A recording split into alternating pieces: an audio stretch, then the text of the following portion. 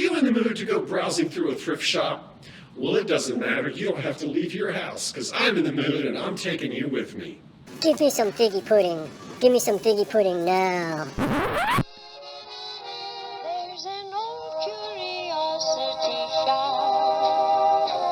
Every once in a while I go by there for the fond recollections that lie there in that old curiosity shop.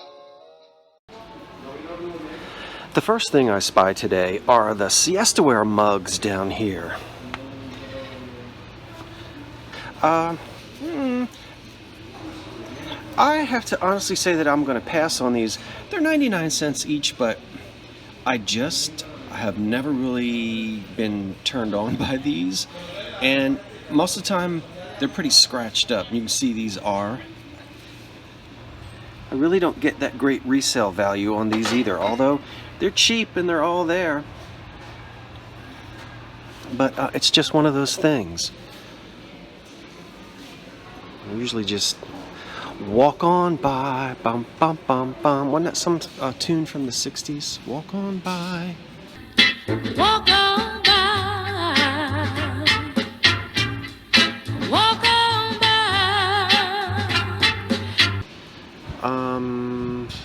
Oh gosh, I'm sorry. I stopped to read that, but I was busy singing and didn't see what it said.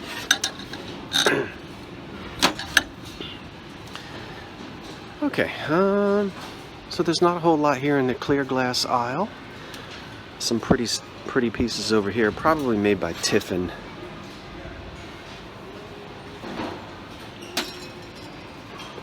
I see that a lot as well.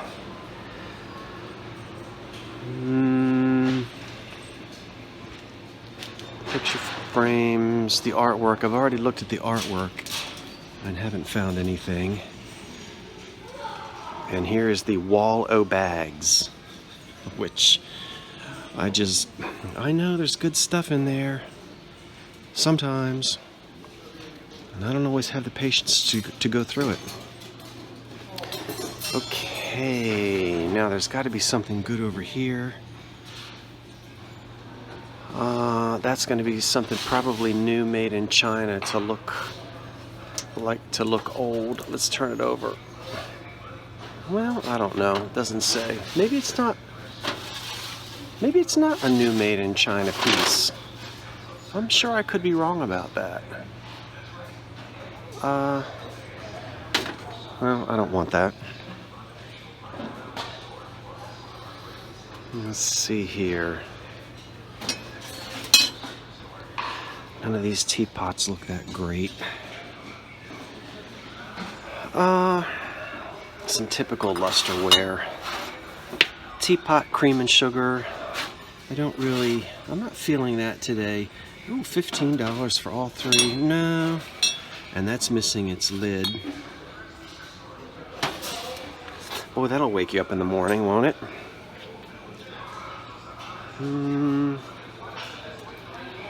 Here's some cobalt. Let's see if this is... Yeah, this is a modern tone. Modern tone Hazel Atlas there. See the rim? And it's only $2.99.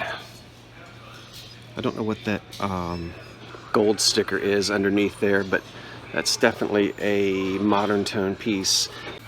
I actually have quite a bit of the blue modern tone, so I don't need that bowl. I think I'll leave that today. I'm not even going to say. See it hiding back there?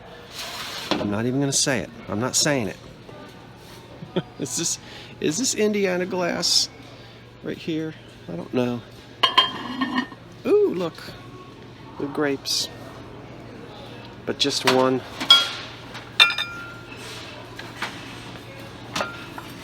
Bubble. Oh, look at this thing. Now this is cool. This is going to be a made in Japan piece. Missing its handle, of course. I like that. It's probably a divided. It is. Look at that. That's kind of cool. $15. $15. Oh my word. I am not paying $15 for that. Hello? I don't want to hear any more. Here is some Fire King by Anchor Hocking. I'm going to go ahead and buy this Philby lid because it doubles as pie pan in the blue sapphire Philby pattern and also as a lid. It's only $2.99. I don't have a bowl right now that this will fit on top of, but eventually I will. So I'm going to put this in my cart. I've got a few other things in my cart I'm not going to show you until I get out into the car. Keep you in suspense. Here's a swirl in white, which they want $3 for it. It's got some scratches in the bottom. I think I'm just going to pass on that right now. But again, that's... Now, if it was jadeite, oh boy, that would be in the cart right now. Oh, what is this? Look at that. That's cute. I've never seen that before. It looks like glass baked up, doesn't it? I can't see what's on the bottom of it, if anything, but that's a cute little individual, tiny little casserole guy. Here's a beautiful old 1930s swing frame because they swing, and that's exactly how they're manufactured. Some people mistakenly think that these had mirrors in them and that you could flip it so that you could look, I guess, front and back. But these are picture frames, and they were very popular in the 1930s. And this is nice. It's only $3, so I just love a good old-fashioned picture frame. And then look, I can't wait to show you when I get outside. I found another light fixture. And this has all of its original slip shades. Can you see down there? Again, this is going to date to the 1930s, and this little beaded effect, that's original as well. It's not something someone stuck on there. So we'll take a closer look when we get it outside. I'll tell you about the price and everything else. Oh my goodness, I'm going to have to open up an antique lighting store. Ooh, here's a old dresser piece that someone has kind of messed up the top on. Well, I guess it's okay. Kind of drab.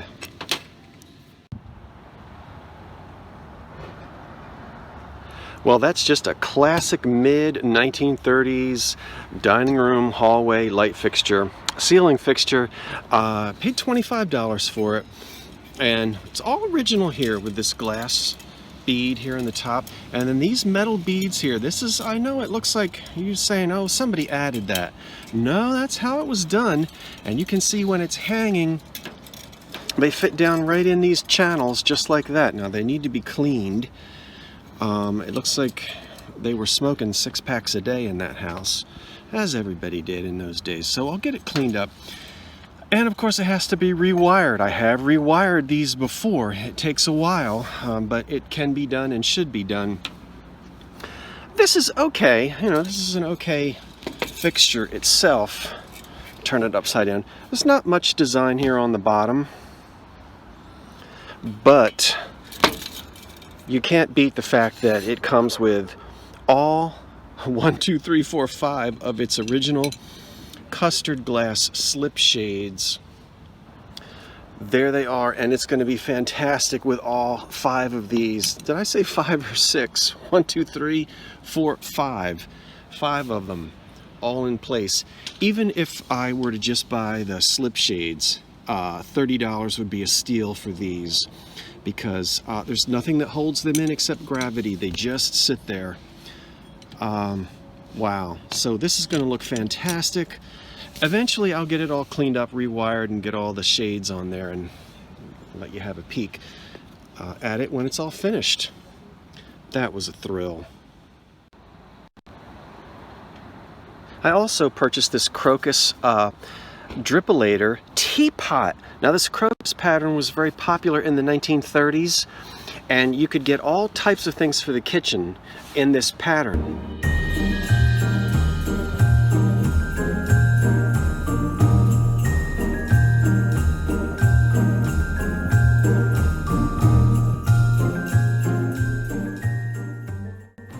I have not found the teapot before. I always find the coffee pot drippolator, but I have not yet found the teapot until today, and there's no chips on it. The drippolator part is almost always missing. We've talked about those drippolator parts before. We'll turn it over.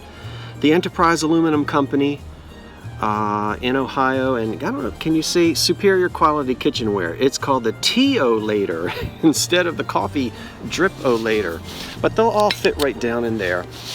Really happy to find that. $4 for a very classic stylized crocuses here, all leaning towards the sun. Very popular in the 1930s.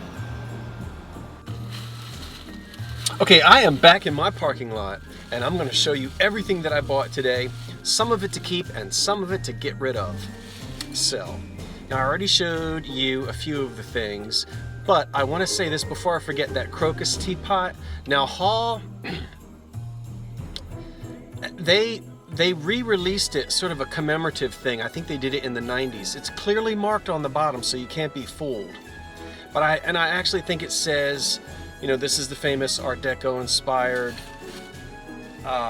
crocus pattern that came out in the 30s. But the form of the pot is a little bit different. So the one that I showed you is the old one. Excuse me, I got a frog. I have a crocus in my throat. Now the glass that I bought today, some glass that I bought today to keep, is a fan vase. And this was $5. This is another one of those forms that was immensely popular in the 1930s. Once again, it's hard to determine who made it because you name it made it. Imperial, Fenton, Dugan Diamond, Lancaster, Beaumont, they all made one. Most of the time they are well, the green ones usually have uranium and they usually glow under a black light. So 1930s fan vase. No chips or cracks, it just needs to be cleaned. And before I put that, well, okay, that's going to be to sell. Now none of this is for sale yet because I'm in my car and I haven't listed any of it. This is probably for me to keep because I like stretch glass. And I kind of collect it. Well, I collect it when I see it. Now, stretch glass, everybody who already knows, go get a cup of tea, because I know a whole bunch of you already know this, but some people might not know. Let's see if we can get it. And it's not, this isn't the best example. Well, maybe there you can see. You see up here, it kind of looks like onion skin, but, you know, that part is smooth. The inside of the bowl doesn't have that effect. We're only getting it sort of around this outer edge. Well, stretch glass isn't stretched. The stretch refers to these stretch marks or onion skin marks. Excuse me, on the bowl, on the glass. It was popular during the time of carnival glass. Not as much of it was made, and it had a shorter run. So you'll see a lot more carnival glass than you were stretch. And of course, carnival hit the scene first and stretch came a few years later. It all fizzled out in the early 30s. But the difference between the stretch and the carnival is iridescent, sprayed with metallic spray, metallic concoction, and then fired. That's the iridescence. The stretch glass gets fired, then they spray it, and they fire it again. Now that's the reason why when this piece was sprayed, they were very careful just to sort of spray around this part, this outer edge, but they didn't spray here to give it that effect. See? So it's a console bowl, and once this stretch glass comes out of the furnaces, the oven,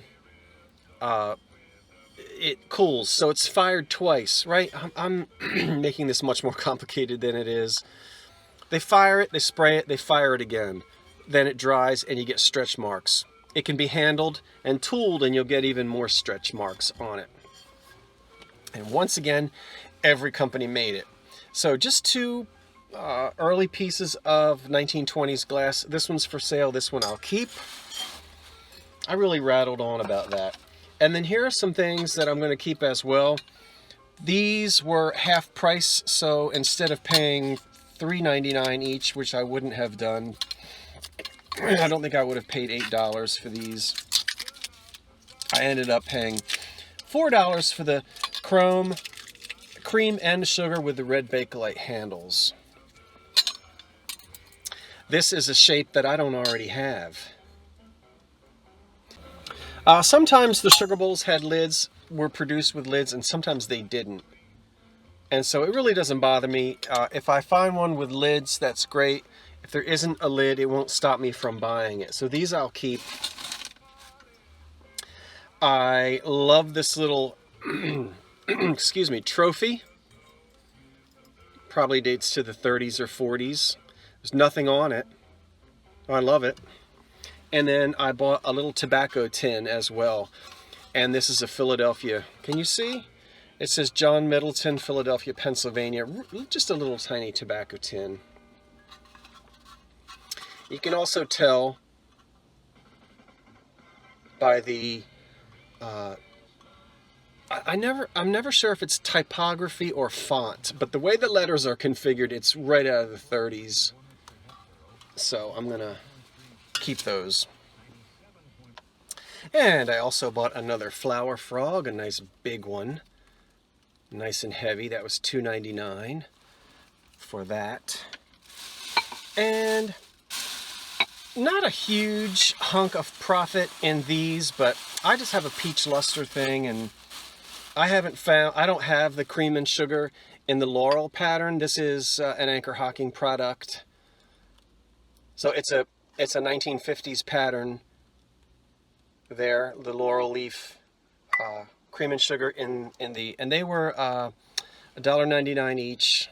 So $4 for the cream and sugar set. And I'll probably eventually put it together with some laurel cups and saucers and sell those. And I know there's more in here. I know there's more, and I can't get to it because it's back there. But we'll just look at these and we'll call it a day. A few albums. I just like really offbeat music. And sometimes it's fun to experiment and see what different albums sound like. And I bought 3 long playing records, LPs, which look like they're a lot of fun. This one is called It's Like Dancing on a Cloud with Bob and Doris. There's Bob and Doris. And it says here that this record was supervised by Bob and Doris of Long Island, New York. And then, now who in the heck is Bob and Doris?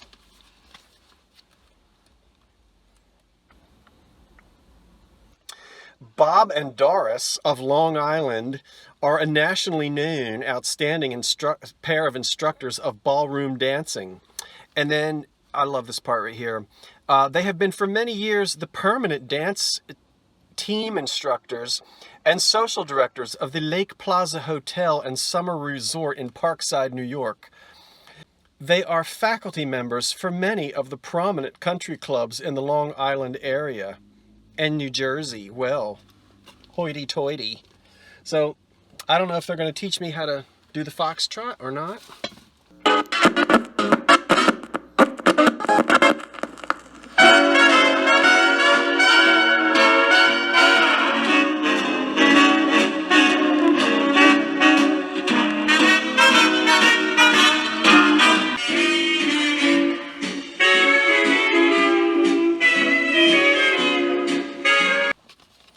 And there were a lot of these 1920s revival records that came out in the 60s. Most of them are not that good. I'm not familiar with this one or this particular singer. Her name is Bonnie Alden.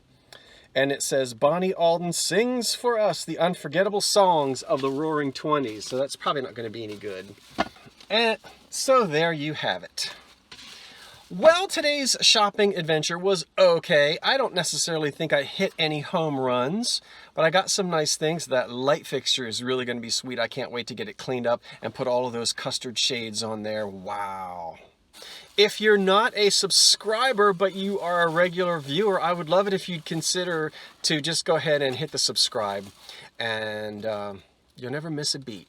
Okay, that's it for now. I'm Scott from the Old Curiosity Shop saying wait for the cat. Thanks for watching, and so long for now.